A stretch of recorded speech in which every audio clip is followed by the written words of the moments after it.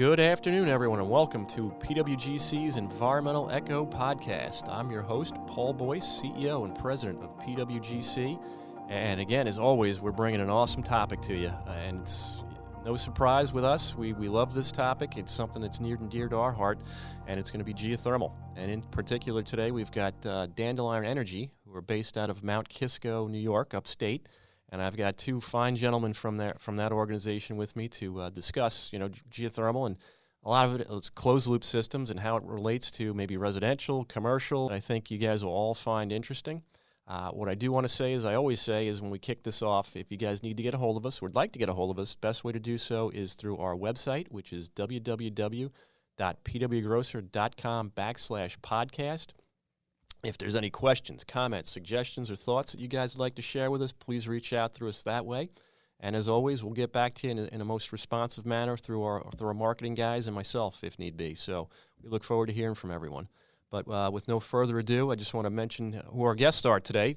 We've got Wyatt Roberts, who's the Senior Director of Business Development at Dandelion Energy, and we've also got Ryan Carda, who is a principal engineer over there. And I'll let these guys just inform you a little bit about themselves before we hop into this. Wyatt, would you care to say a few things? Thanks, Paul.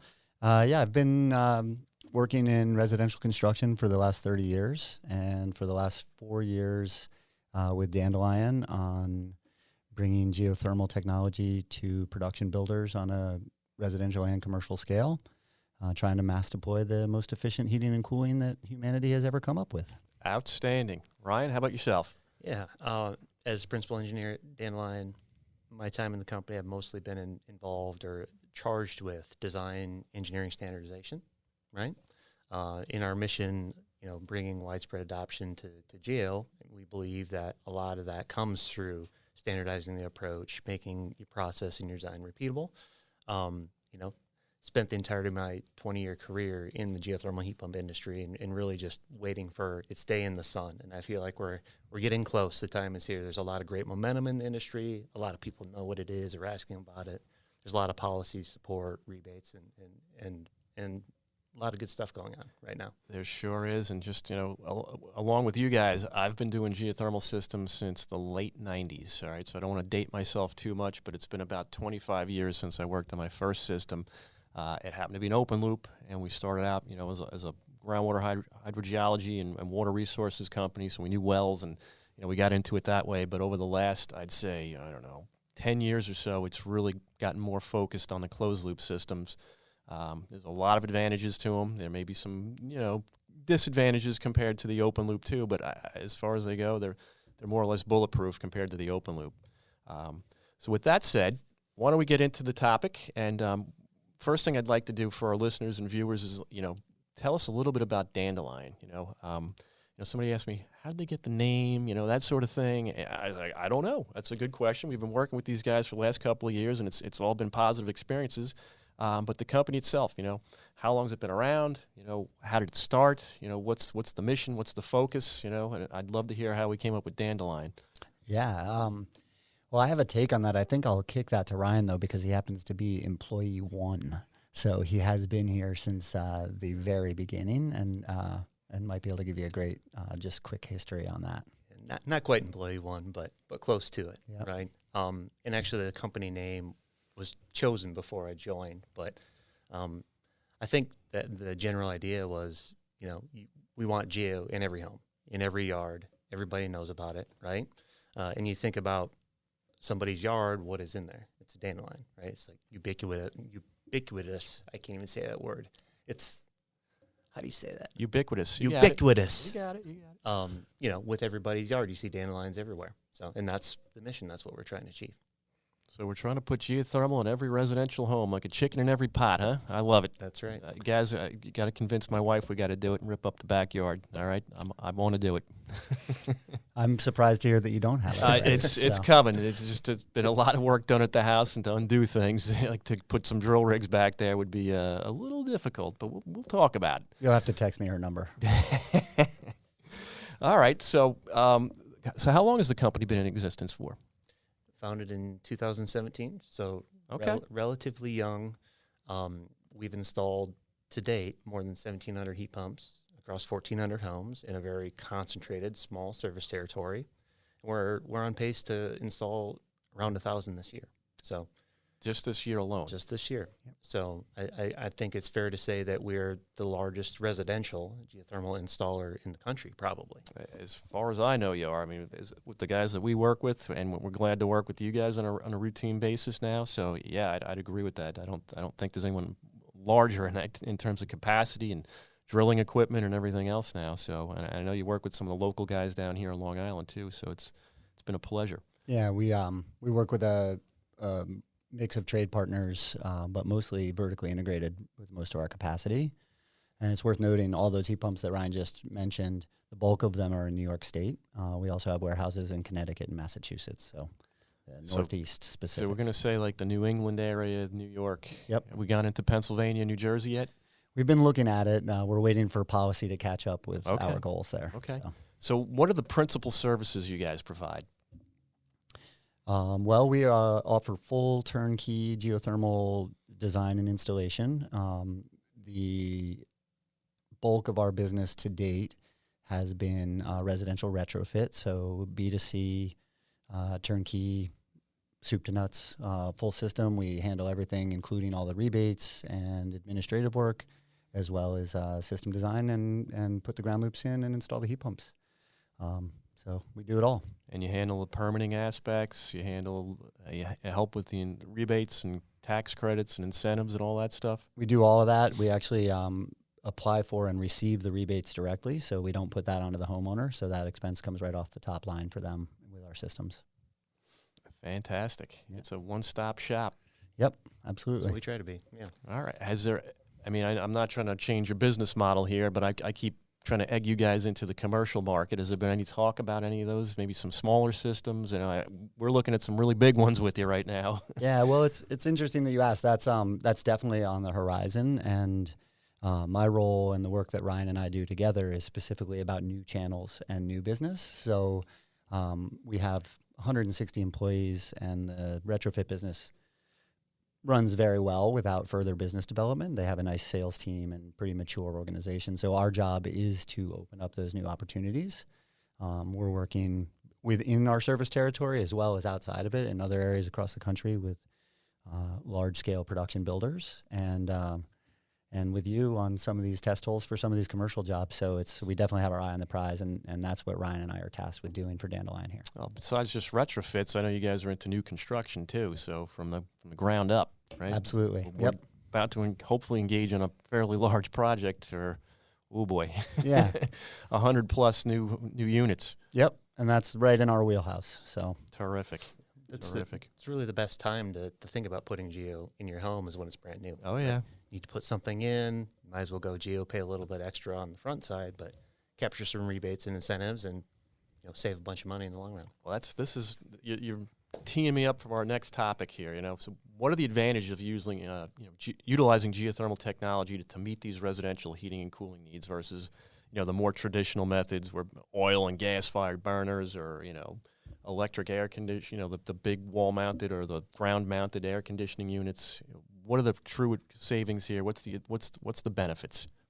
Well, I mean, the benefits cover a lot of different spectrums. There's financial benefits, and those are clear cut. There is no less expensive heating and cooling system to own. So once this system is installed, the cost of ownership of your home is cheaper than it's ever been. The cost to heat and cool houses in New York State is most people's second biggest home expense after their mortgage. And we can often cut that as much as 70 or 80% when you're looking at oil systems. When that bill from the gas, I have oil. When I get that bill every other month during the winter or whatever it is, my hands start shaking when I pull it out of the mailbox. So Yep. I 100% agree with that. Yeah, I mean, we found in New York State very consistently with oil today, the ROI on a Dandelion geothermal system tends to be less than 5 years. Oh, you're So beaten to me. I've got all these questions lined up, and I was going to ask, what's the usual payback on these things, But if you're doing like an oil system or gas, or but if you're doing 5 years with oil, that's hard to. It's hard to overlook. Yeah, if you have the ability, if you have forced air heating and cooling now, oil and propane, the ROI will be 5 years or less, even in some cases. So that's a financial benefit. And then there's also the environmental benefit. You're reducing your emissions, depending on what you're replacing, somewhere between 40 and 70%. And that's very significant. And then there's the health and safety benefits. You're removing fossil fuel and open burner from your home. And there's been a lot of news lately about how much indoor air contamination and pollution that leads to and health issues. So it's a cleaner, safer, less expensive to own home. No carbon monoxide, right? None. Don't even have to worry about it. Yep. And then on top of that, you have removed the biggest barrier to full electrification, which I think most of us are realizing is kind of the next wave and what we're going to do as we as a society manage the climate crisis. So, all right. So Ryan, as the engineer, a lot of homes, they can either be heating dominant or cooling dominant. And just for our listeners, that means dominant. Obviously, it's going to require a lot more energy for cooling, or if it's heating dominant, we need a lot more energy to heat the place. How do we achieve balanced loads? How do we go about sizing a system where we may have a fairly, I think most homes, it's relatively balanced, but occasionally you do run into something. We've had some clients out in the Hamptons who, they don't typically use the house in the winter that much. It may be a second home or a vacation home, summer home. And so the air conditioning load far out exceeds, the heating. What do you do? Yeah, I think it's a great question. I think probably the most important thing is to fully understand the building, fully understand how it's going to be used, right? Any sort of imbalance like that, it's, while it can be a problem if you don't account for it, right? So long as you do and you design to that, you'll be just fine. The system will work as expected over the life, right?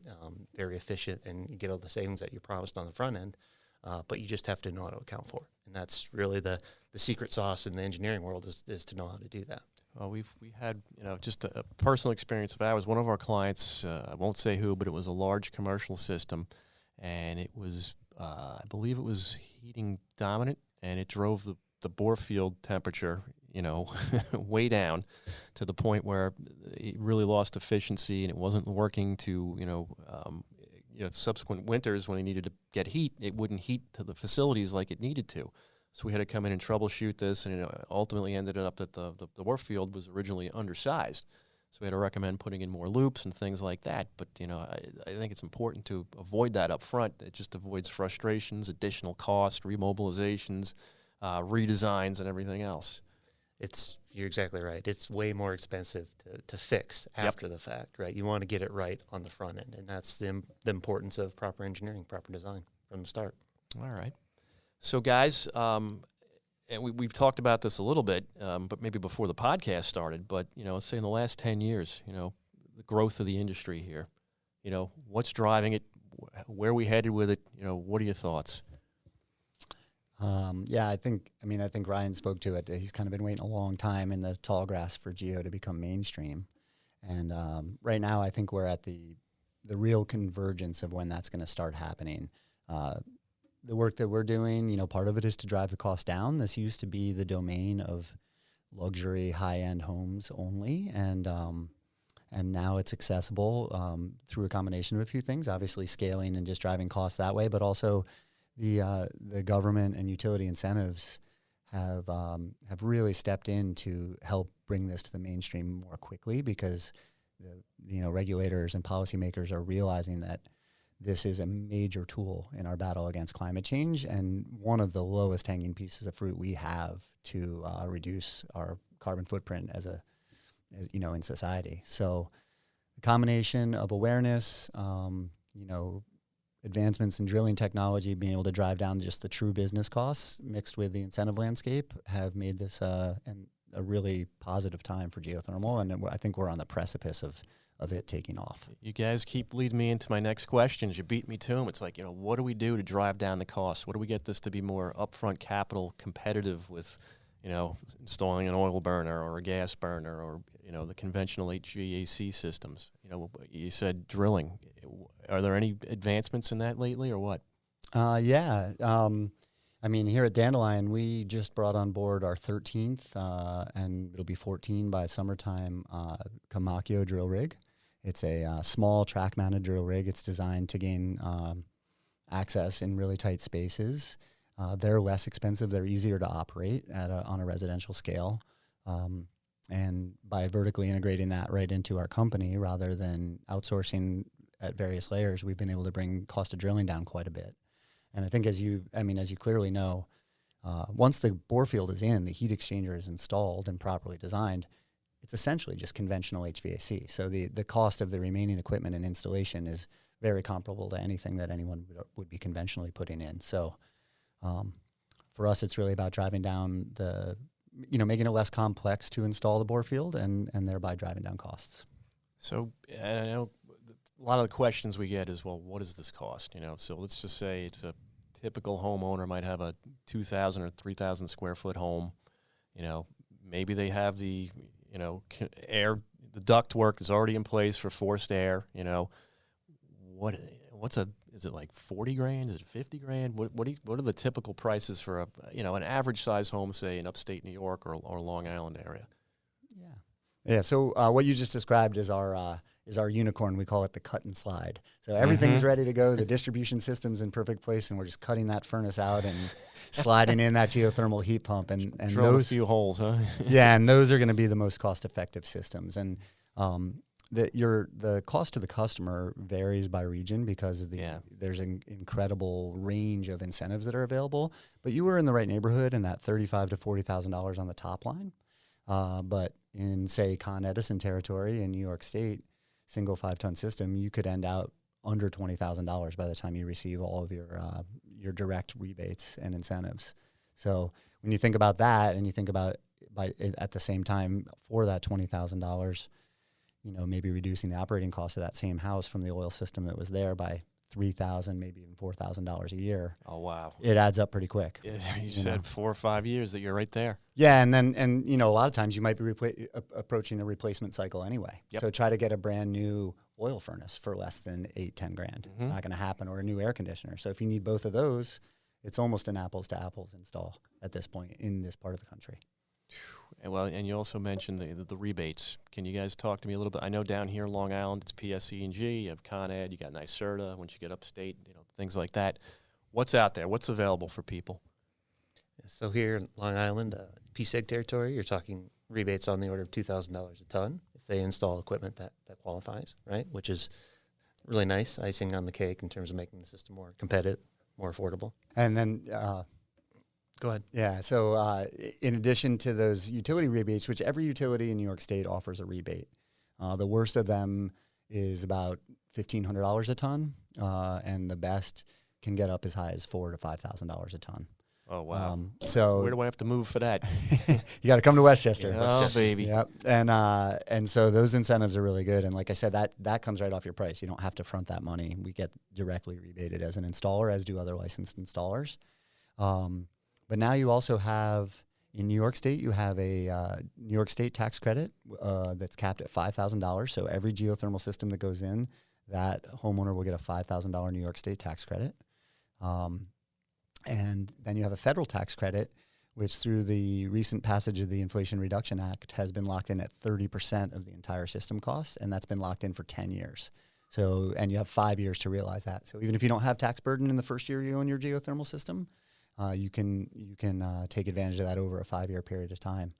So when you look at that, about 35% of your system is paid for in tax credits, and then another 20 to 30% can be paid for in rebates, and now you're looking at conventional HVAC. Half to over half of it's paid for. Yeah, exactly. What's available? That's just got to get people to realize that and understand that. How do we get the word out? Yeah, well, I think the PW Grosser podcast is a good way to get the word out. Okay, I appreciate that. We're trying. But still, you got to reach a broader audience and get people more engaged on it. And I know we can't. Well, we could, but we could get a plane with a banner at the beach at the 4th of July to fly over. But there's got to be better ways to connect with the public at large and let them know that this is out there. It's available to them. Obviously everyone's got different financial situations, but if you can afford it, the savings in the long run is just it depends, again, how you're going to use the system. If you're running it in air conditioning and heating, you're going to get more bang for your buck on the return end.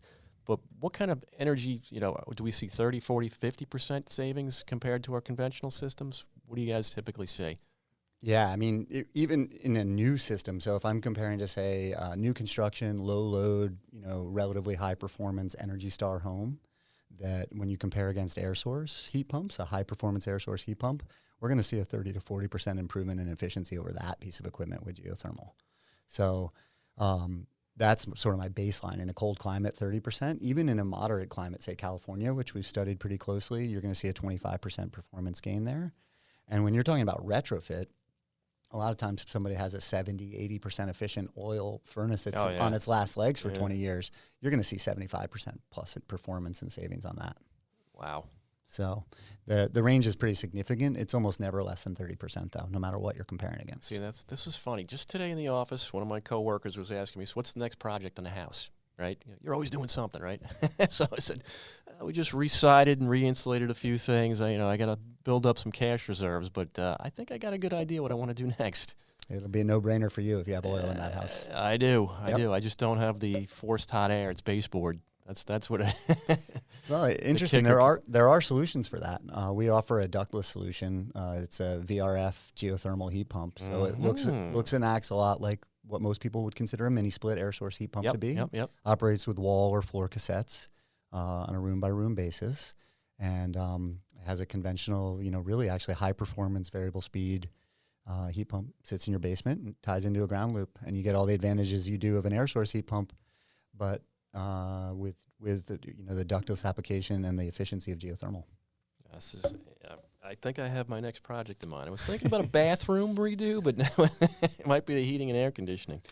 We'll see. But you keep beating me to these questions. I was going to ask, how does these things, how does like the closed loop system perform in the extreme hot and cold, and compared to the air, source heat pumps? You just said it, the efficiencies. Especially in a hot day with the air conditioning, those things struggle. Yeah, that's the beauty of geo. That's right. Is you always have access to the constant earth temperature.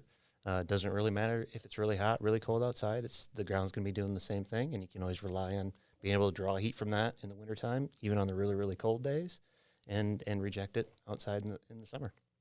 So, and we are getting close to the end here. I don't want to keep you guys all day, but how do you guys go about evaluating an existing home for a retrofit?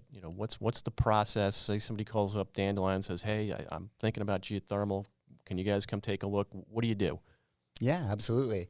And that's an area where we've, in our efforts to make this more accessible to more people, and this sort of stemmed from COVID also, and how we could continue to operate when COVID first hit. We have launched a virtual survey process. So at a really low lift, we take advantage of some technology where a customer can take about 8 photographs of their house and upload it to a platform that uses satellite imagery and builds a 3D model of that house that's dimensionally accurate. And wow. And then by answering a few simple questions from us regarding the construction of their home, with the quality of the thermal envelope, we can make a pretty good estimate to the load of that building without setting foot on the ground. So the first thing we do is a virtual survey. We do thousands of those every year. It's a really low lift, inexpensive. Any customer could call in and have us take a look at their house. You'd work directly with one of our energy consultants to put together budgetary pricing. And if everything's looking good and that customer's enthusiastic about it, then we schedule a boots on the ground site survey where we go out and, examine the electric panel and the quality of the existing distribution system, ductwork if they have it or not, verify the insulation assumptions we made in that initial pass, and then design and evaluate access for rigs and where we might drill and tie in location, all the details of construction, and put together pricing and get it going that way. So we're able to evaluate your house from upstate down here. Oh, this is great. Yep. This is making it all easier. Yep. And the other question is, we talked a little bit about sort of the geographic range, right? Do you guys cover the entire state of New York, or is it all the way up to the Canadian border and out to Buffalo? I know you're down here on Long Island. Yeah, not quite. We do all the Hudson Valley. So basically the capital region and anything within an hour and a half of Albany is sort of the northern and western reaches of our territory, right down the Hudson River Valley, and out onto Long Island, all of Long Island. and then also all of Massachusetts and all of Connecticut. What about New York City? Do you guys do it in the 5 boroughs? We do not do it in the 5 boroughs. Okay. And, union? Are you guys union, non-union? How's it work with the drillers? We are a non-union shop, and our subcontractors, by and large, are non-union. Okay. We do have one installing partner who does union work, and we can accommodate prevailing wage jobs and installations as needed. But our shop is non-union. And I just tons of questions keep coming in. I don't want to run this thing on too long, but what's the largest project you guys have done? Say, like, number of boreholes or tonnage. What's the biggest project Dandelion's done since 2017? I don't know if I can answer that. It's all been residential. Yeah, right? But We got some of those houses out in the Hamptons. Yeah, If you're doing any of there's some big those, houses. there's some really big ones. We had I know one in particular, I won't say the customer's name, but I worked on the design quite a bit in Westchester, and he had 9 heat pumps in a 17,000 square foot, 150-year-old stone building. And I don't remember the exact number of bores on that, but it was quite a big bore field, multiple Big bore system. fields tied in, 3 different tie-in locations, 15 plus bores. So that was the biggest single family home that we've done. Wonderful customer. And, he took that place off of oil. I mean, we're talking about a dining room with 17-foot leaded single pane glass windows. So his savings were astronomical. I can't even imagine, right, what the house costs, but to heat it, oh my God. Yeah. So I think that's the biggest to date for a residential application. So. And is there any job that's too small for you guys? I don't think so. We can go right down to a 1-ton heat pump if you have a really low house. I got a double wide trailer, and no problem. You guys would hook it up. We don't necessarily work on trailers. You need to have a permanent foundation to be locked in so that we can do the work. But we have done quite a bit of work on modulars. We can do above ground tie-ins. So if you have a slab on grade house, that's okay. Okay. So just about anything. We've done a number of 2-ton systems, and actually in new construction, a lot of the stuff Ryan and I are working on, townhome developments. Some of those middle units that have very little exterior wall space, those are 1-ton systems in those houses. So, and how much interior space do you guys need? I know, but for if we have a header coming in, or if we've got some circulator pumps, about how much room? About as much as it takes up for your boiler, or what? Yeah, pretty standard mechanical room, right? Okay. 4 foot, 5 foot square is enough for us to work yeah. On a typical home. on a typical home. Yeah. Gotcha. Yeah, the package heat pump looks and acts like a furnace. The split unit might have a remote located air handler in the attic and just a cube in the mechanical room, but it doesn't take up more space than conventional. Man, this is a very compelling argument to do this, eh? On all points. Guys, anything else we didn't cover today before we sign off that you guys want to mention before, for our listeners' benefit?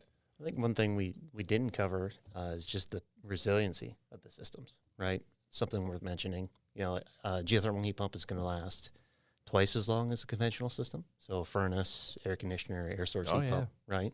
And that's just the mechanical equipment. And then everything that you install outside in the yard, the buried infrastructure, that's a permanent utility on the property, right? Manufacturer's warranty on the piping that you install in that part of the system is 50 years. Yeah. It'll outlast the building itself. So really future-proofing your house when you make the decision to incorporate it, to make the switch. Yeah, I think that's a great point. And I'll add one other thing, too, is just the comfort of geothermal. As we're transitioning to high-performance, high-efficiency electrified heating and cooling solutions, it's been a challenge because there is a perception and in some cases a reality that you have to sacrifice on comfort.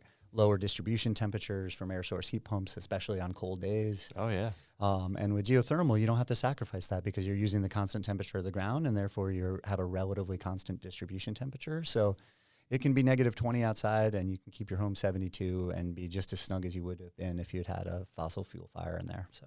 And I love it. And the other thing I always say about the geothermal, it's no knock on the solar or wind, but if the wind's not blowing and the sun's not shining, geothermal's still working. Yep. Right? Absolutely right. As you said, the constant temperature of the earth. Once Yep. you get down a few feet, it's pretty steady Yep. year round. So that's what we rely on. All right, guys. I really do appreciate you coming in today and taking the time to speak with me and share your expertise and wisdom with our listeners. It's been super informative, and I've enjoyed it, and I hopefully everyone else that's been tuning in and listening has as well. Again, we had Ryan Carda with Dandelion Energy. He's a principal engineer, and we had Wyatt Roberts, the senior director of business development or channel development, as we could say, also with Dandelion. And guys, lastly, me, it was Paul Boyce. He's CEO and president of PWGC and the host of the Environmental Echo. And we do appreciate everyone's time today. And again, lastly, if you need to get a hold of us, that website, I won't repeat it, so go back to the beginning and listen. All right? Thank you, everyone. Thanks, Paul. That was fun. Thank you. Thank you for joining us on this episode of PWGC's Environmental Echo. You can download and listen to this episode on Spotify, Apple Podcast, Google Podcast, or by visiting our website, www.pwgrocer.com/podcast. For more content like this, be sure to subscribe to our channel and hit the notification bell so you never miss an episode.